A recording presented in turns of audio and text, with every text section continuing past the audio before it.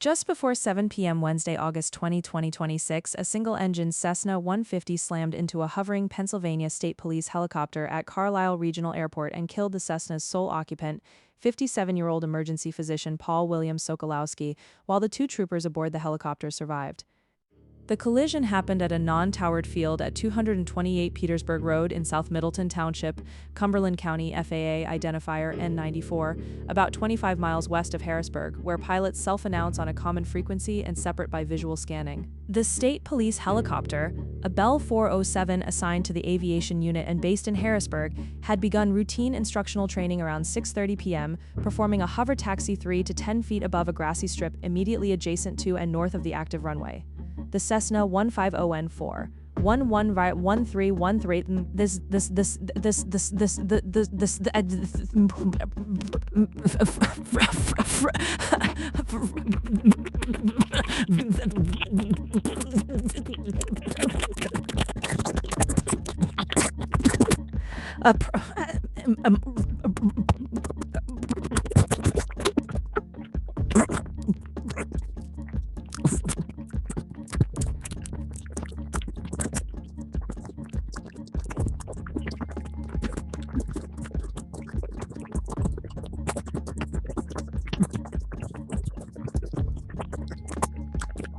1313 one, right?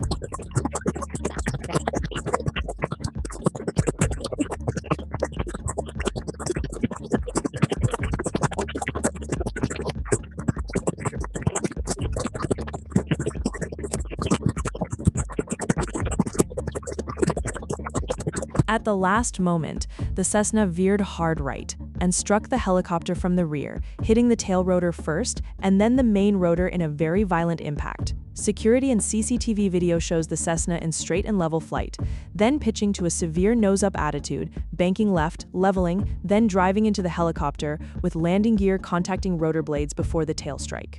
The Cessna broke into many pieces a short distance ahead. The helicopter lost its blades and tail boom, rolled inverted and came to rest on its side and partially on its roof. Both aircraft crashed on airport property. The pilot was pronounced dead at the scene by the Cumberland County Coroner's Office. He was Paul Sokalowski, 57, of Hershey, listed as Paul Sokalowski in initial broadcasts and as Paul Sokalowski in coroner and hospital records, a valued member of the emergency medicine team at Milton S. Hershey Medical Center, Holy Spirit, and Hampton, and an assistant professor at Penn State College of Medicine with decades of experience and prior service as security police with the Pennsylvania Air National Guard.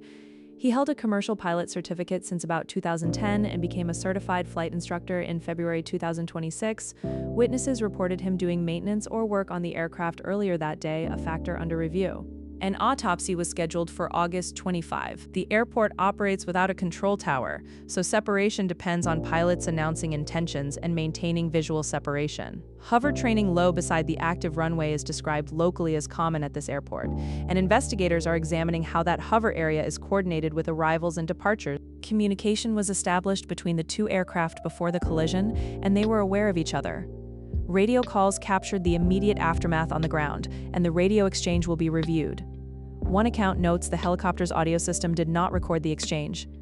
The helicopter pilots could not see the approaching plane from the hover. The National Transportation Safety Board is leading the investigation with FAA assistance and state police support. Data cards were recovered and sent to a Washington, D.C. facility for evaluation. Wreckage was examined on site and moved to a facility in Clayton, Delaware for further analysis. Investigators reported no immediate apparent mechanical clues in the initial Cessna wreckage examination. The inquiry will examine the 72 hours before the crash: visibility, communications, training authorization, and human performance. No determination of fault has been made and no mechanical failure has been identified. No lawsuits, civil claims, criminal charges, safety recommendations, or legislative actions have been reported as of August 21. Video evidence is central to the review. The security camera sequence showing the unusual pitch-up and left turn before the hard right veer into the tail is being analyzed alongside radio and recovered data.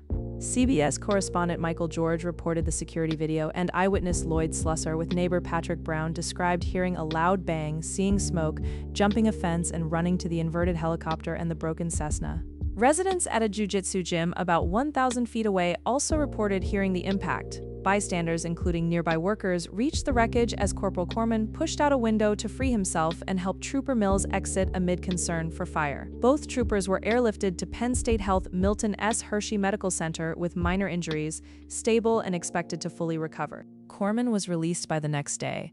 Mills remained hospitalized overnight for observation. A preliminary report is expected within 30 days, with some briefings noting 10 to 15 days, while a final probable cause determination typically takes 12 to 18 months and could take up to 2 years. The unresolved questions are why the Cessna entered the severe pitch and turn sequence after establishing awareness with the helicopter, what radio and data show about mutual awareness in the final seconds at a non-towered field, and whether hover training procedures beside an active runway need change.